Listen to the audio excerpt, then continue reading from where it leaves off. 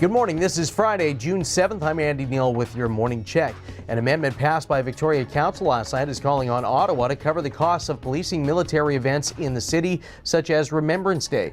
Ben Isaac's motion directs city staff to engage both the Department of National Defence and Veterans Affairs to recover military event costs, saying their budgets are much larger than the city's. Now, the issue erupted after police informed council that budget cuts left a shortfall to cover policing costs for Canada Day celebrations in Victoria. The mayor among those opposed to the amendment that will be brought up again June 13th.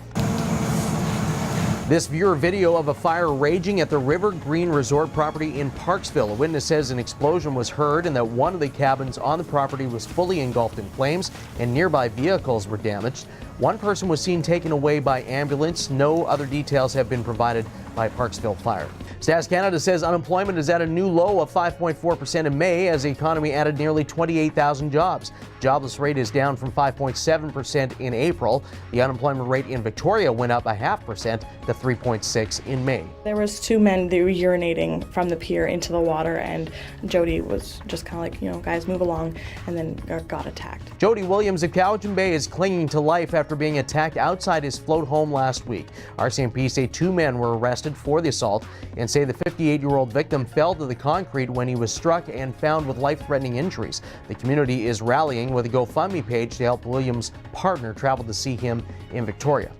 A cougar had to be euthanized in Colwood Thursday after attacking livestock. Mark Ridley was heading out to do early morning chores at his Esquimalt Lagoon property when he spotted the cougar attacking one of his lambs. Ridley called conservation and police. The cougar was quickly found with the help of a tracking dog. Victoria-based writer Eve Joseph is the Canadian winner of the $65,000 Griffin Poetry Prize, one of the top poetry honors in the world.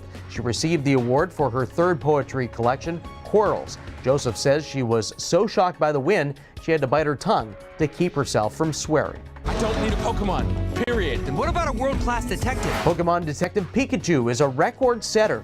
In just over a month of release, the movie has made $134 million in North American theaters, the top-grossing video game adaptation of all time. Lara Croft, Tomb Raider at $131 million domestic, had held the record for 18 years. Well, tonight is the home opener for the Victoria Harbour Cats after a series win in Wenatchee, capped off with an 8-5 victory last night. The Toronto Raptors will try to take a 3-1 series lead in the NBA Final with Game 4 at Golden State. And the St. Louis Blues are a win away from the franchise's first Stanley Cup. David Perron scored the winner midway through the third period, and the Blues held on for a 2-1 victory in Boston. The Cup will be in the building Sunday for Game 6 in St. Louis. And newly released records confirm that in the 1970s, the FBI conducted an official investigation into Sasquatch, as in Bigfoot.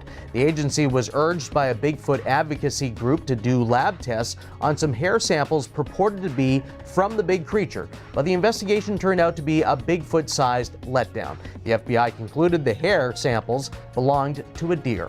Well, there's a chance of rain all over the island today, but should be mostly a mix of sun and cloud. It looks like a bit of a sunnier weekend as well, and there are your Friday highs. Well, we always love to know where you're watching from, and don't forget to like and share the CHEK Facebook page. Stacey Ross will have all your island news tonight with CHEK News at 5 and the latest with Ben O'Hara Byrne at 6 and 10. That's been your Morning Check. Have a great weekend. I'm Andy Neal.